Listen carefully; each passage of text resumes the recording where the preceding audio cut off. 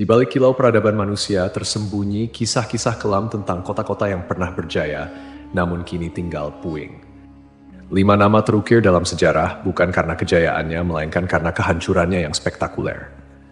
Kota-kota ini, yang konon dikutuk oleh Sang Pencipta, menjadi pengingat abadi akan batas antara kehendak manusia dan murka ilahi. Dari debu dan abu, kisah mereka berbisik, memperingatkan generasi mendatang tentang harga yang harus dibayar atas pembangkangan dan dosa. Mari kita telusuri jejak kota terkutuk ini, yang nasibnya telah diputuskan oleh tangan Tuhan sendiri. 1. Pompei.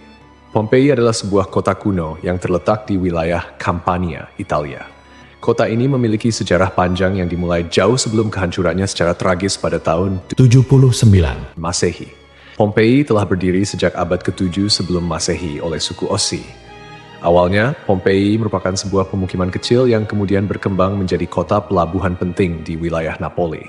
Pompei pun berkembang menjadi kota yang besar pada masanya. Kota ini juga dikenal yang jauh lebih subur daripada tempat lain, karena Pompei terletak di kaki Gunung Vesuvius, sebuah gunung berapi purba yang merupakan satu-satunya gunung berapi aktif di Eropa. Para petani di kota ini banyak yang menanam anggur dan zaitun. Kesuburan tanah ini merupakan salah satu faktor utama yang mendorong pertumbuhan dan kemakmuran Pompei selama berabad-abad. Meskipun Gunung Vesuvius telah lama menjadi bagian dari lanskap kota Pompei, penduduk kota tampaknya tidak menyadari bahaya yang kelak akan ditimbulkannya. Gunung Vesuvius diketahui telah tidak aktif selama berabad-abad, dan pengetahuan vulkanologi pada masa itu masih sangat terbatas. Kota Pompei merupakan bagian dari wilayah kekuasaan Romawi kuno. Banyak dari masyarakatnya merupakan keturunan Romawi, dan di seluruh wilayah Kekaisaran Romawi kuno, praktik prostitusi memang dilegalkan. Namun Pompei menawarkan sesuatu yang lebih. Diperkirakan ada 35 rumah bordil yang tersebar di kota ini, jumlah yang tergolong banyak mengingat Pompei hanya seluas 12 km² dengan populasi sekitar 11.000 orang. Untuk menuju rumah bordil, jalanan di Pompei diberi petunjuk arah berupa pahatan falus alat kelamin laki-laki, sebuah tanda untuk membantu orang asing yang mungkin mabuk berat atau tidak bisa berbicara bahasa lokal. Praktik prostitusi biasanya dilakukan oleh para budak yang memasang tarif sangat murah. Bahkan tarif di Pompei jauh lebih murah daripada di wilayah Kekaisaran Romawi lainnya. Dengan membayar setara harga seperempat gelas anggur, setiap laki-laki yang datang ke Pompei sudah bisa memesan pelacur. Pada salah satu dinding aula, ditemukan tulisan yang artinya, "Jika Anda mencari pelukan manis di kota ini, semua gadis di sini tersedia." Hubungan seksual yang diwajarkan tidak hanya terjadi antara laki-laki dan perempuan saja.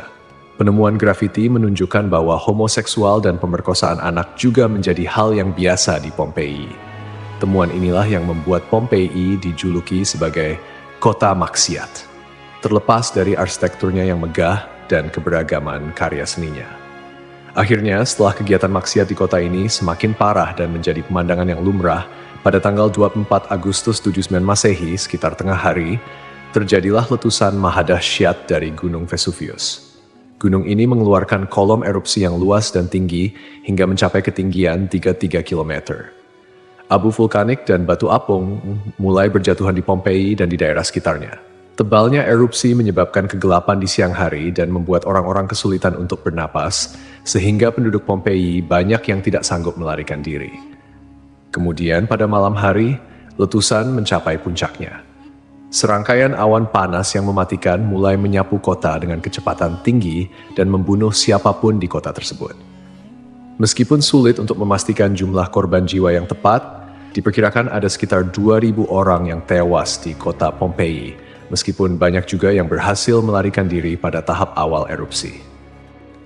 Namun, mereka yang tak tinggal atau terlambat melarikan diri menghadapi nasib yang sangat mengerikan. Kota maksiat ini hancur lebur bersama 500 tahun. Setelah sekian lama, Pompei ditemukan kembali pada abad ke-18 dan penggalian yang dilakukan mengungkapkan banyak artefak serta mumi-mumi yang terkubur di bawah abu vulkanik.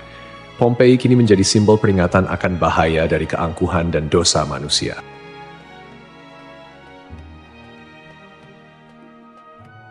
Kisah Desa Legetang. Pada suatu hari di desa Legetang, warga melihat banyak binatang liar berkeliaran di sekitar jalan desa. Binatang-binatang ini, seperti monyet, kera, babi hutan, dan lainnya, bukan berasal dari daerah tersebut. Setelah diselidiki, ternyata hewan-hewan ini berasal dari Gunung Pengamun-Amun, yang berada agak jauh dari desa Legetang. Kejadian ini membuat warga khawatir dan mereka bermusyawarah untuk menyikapinya. Mereka menyimpulkan bahwa turunnya hewan-hewan dari gunung adalah pertanda akan terjadinya musibah besar. Kepercayaan lokal yang menyatakan bahwa hewan bisa merasakan bencana sebelum terjadi mendorong warga desa Legetang untuk bertindak cepat. Mereka memutuskan untuk kerja bakti membuat parit di lembah Gunung Pengamun-Amun sebagai upaya antisipasi bencana, khususnya longsor. Desa Legetang terletak di dataran tinggi Dieng, Kecamatan Batur, Kabupaten Banjarnegara, Jawa Tengah. Desa ini dikenal dengan tanahnya yang sangat subur, bahkan lebih subur dibandingkan desa-desa lainnya di sekitarnya.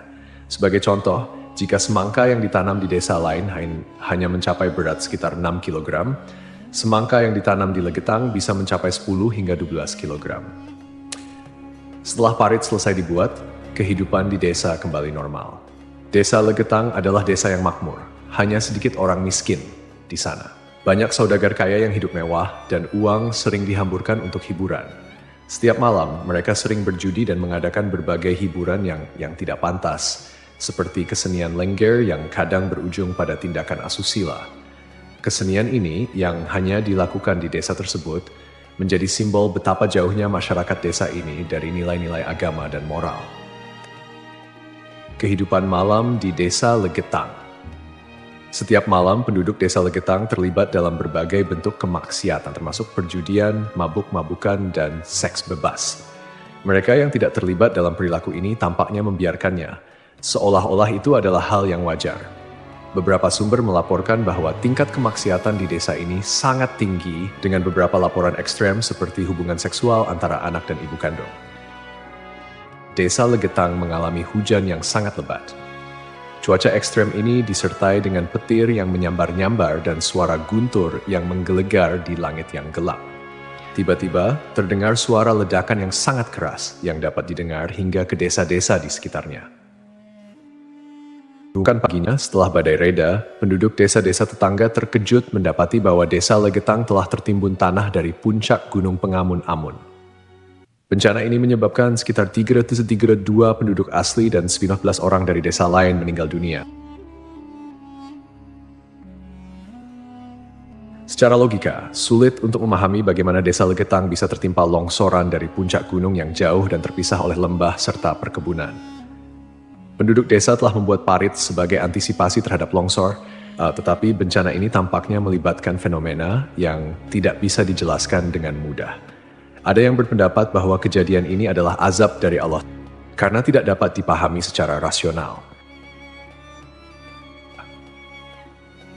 Ashabul Ras. Ashabul Ras adalah sebuah kaum yang hidup pada zaman dahulu.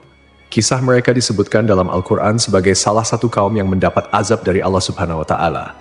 Nama Ashabul Ras secara harfiah berarti penghuni sumur atau pemilik sumur. Mereka tinggal di sebuah wilayah yang kini diperkirakan berada di antara Yamamah dan Hadramaut di Jazirah Arab. Kehidupan Ashabul Ras sangat bergantung pada sebuah sumur besar yang menjadi sumber air utama. Tidak hanya menjadi pusat kehidupan, tetapi juga menjadi simbol kemakmuran dan identitas kaum tersebut.